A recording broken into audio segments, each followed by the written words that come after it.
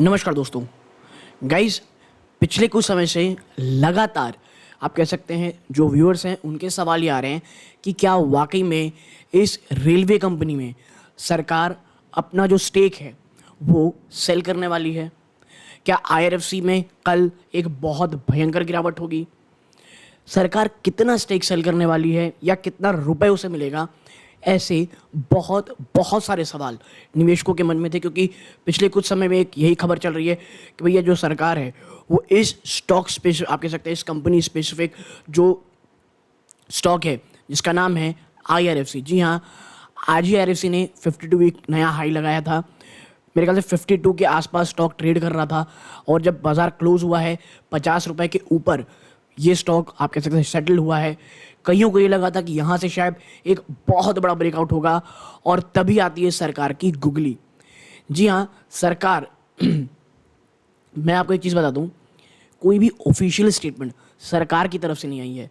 ये जो खबर है जो मैं पढ़ रहा था दोस्तों, ये मनी कंट्रोल में था और मनी कंट्रोल में आप कह सकते हैं वहाँ जो सोर्स लिखा था वो पीटीआई लिखा था। तो अगर ये पीटीआई का सोर्स है तो फिर तो आप कह सकते हैं काफ़ी हद तक ये सही है।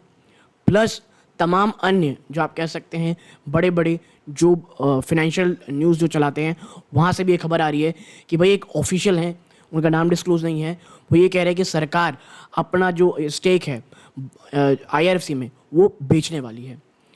तो अब सवाल ये है, क्या ये होने के चांसेस हैं? बिल्कुल हैं। जिस तरह से स्टॉक भागा है पिछले कुछ दिनों में, ये साफ यही दर्शा रहा था कि भाई साहब सरकार अपना स्टेक अब आरवीएनएल के बाद इसमें भी सेल करने वाली है। तो अगर आप आईआरएफसी के पिछले काफ़ी मेरे आप कह सकते हैं वीडियोस देखेंगे, मैंने हमेशा कहा है स्टॉक में अगर थोड़ा बहुत प्रॉफिट हो रहा है बुक करें। मैंने भी किया है, बट मैंने पूरा प्रॉफिट बुक नहीं किया था इसमें दोस्तों। और सरकार का स्टेक सेल करना एक काफ़ी आप कह सकते हैं हाई प्रोबेबिलिटी वाली चांस आप कह सकते हैं हाई प्रोबेबिलिटी थी, क्योंकि सरकार को चाहिए पैसे दोस्तों अभी। और ये बात किसी से छुपी नहीं, जिस तरह से बड़े इंफ्रास्ट्रक्चर के काम कर रहे हैं सरकार को पैसे चाहिए। प्लस सरकार का कुछ टारगेट रहता है वो भी काफ़ी हद तक फुलफिल नहीं हुआ था आप कह सकते हैं डिसइन्वेस्टमेंट करने का। तो एक और बड़ा कदम आप कह सकते हैं सरकार का डिसइन्वेस्टमेंट का। तो देखिए एक चीज़ समझिए, आईआरएफसी में ना अगर मैं आपके साथ चर्चा करूं करंटली आप कह सकते हैं जो भारत सरकार की इसमें होल्डिंग है दोस्तों, उसमें से कम 86.36% है। यानी उनमें से एटलीस्ट सरकार को 11.36% की जो अपनी स्टेक है वो सेल करनी पड़ेगी।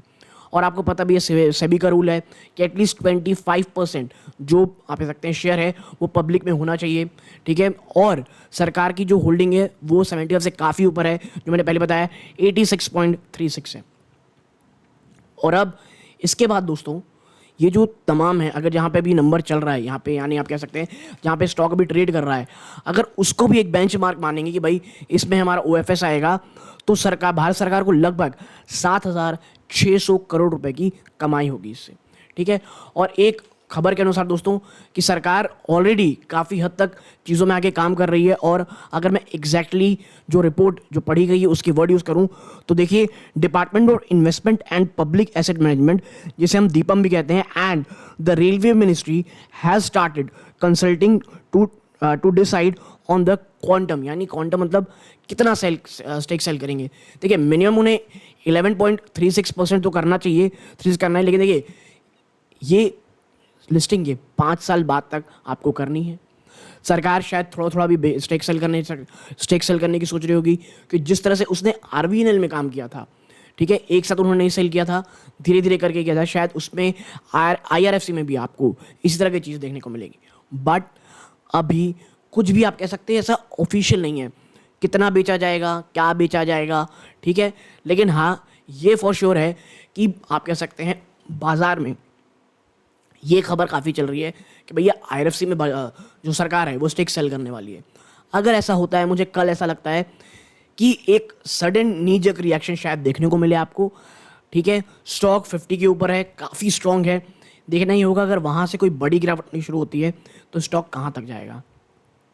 खैर, निवेशकों को बहुत पैसा बना के, चाहे ये स्टॉक हो चाहे आप कह सकते हैं आरवीएनएल हो, उससे पैसे बना के दिए हैं। मैंने हमेशा कहा आईआरएफसी में भैया एक शानदार डिविडेंड स्टॉक है, 20-30 रुपए के आसपास आपके पास है, बेचने की बिल्कुल ज़रूरत नहीं है। आपने काफ़ी अच्छी कंपनी में अपना निवेश पैसा डाल रखा है, आराम से स्टॉक में आप कह सकते हैं इसमें निवेश करके भूल जाएं। और मुझे याद दोस्तों, जब भी कोई कमेंट्स आते हैं ना स्टॉक में, कई कई इतने शानदार इन्वेस्टमेंट लोगों ने किए हुए हैं।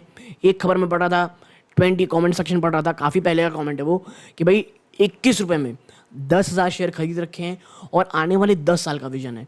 और IRFC क्लासिक ऐसी कंपनी है जहाँ पे आप वाकई में अगर आप 20-21 रुपये में हैं, निवेश करके स्टॉक को भूल सकते हैं। हाँ, मैं ये नहीं कहूँगा कि भैया 50 रुपये में खरीद लो, 45 रुपये में बहुत बड़ा निवेश कर लो। मैं हमेशा जब स्टॉक बड़ा गिर रहा रहता है ना, और अगर वो फंडामेंटली अच्छा होता है, मैं तभी कहता हूँ भैया बहुत शानदार समय है खरीदारी का।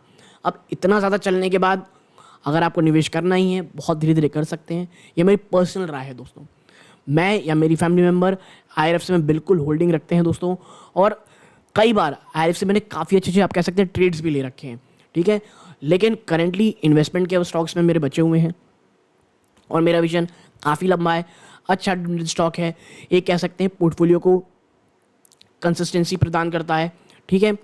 तो इसीलिए जो खबर थी आपके सामने मैंने ले आई। पैनिक करने की कोई भी कारण नहीं है दोस्तों, ये होना ही था। ऐसा कुछ नहीं है कि जो अचानक से आ सकते हैं आ गया सामने कि भैया सरकार स्टॉक सेल कर रही है, ऐसा करना ही था दोस्तों। और अगर आप मेरे पुराने व्यूअर्स हैं, आपको पता होगा मैं हमेशा कह रहा था कि ये चीज़ आज नहीं तो कल आपको खबर सुनने को मिलेगी, और वो खबर आपको मिल चुकी है। तो एक बहुत ही छोटी सी खबर थी, आपके साथ शेयर करनी थी। अच्छी लगी हो ऐसे ही वीडियोस के लिए चैनल पहली बार आए हैं, सब्सक्राइब कीजिए, वीडियो को लाइक कीजिए, औरों के साथ शेयर ज़रूर कीजिएगा। यहाँ तक जुड़े रहे, इस बात का बहुत बहुत धन्यवाद। ये इस वीडियो का अंत है। जय हिंद दोस्तों।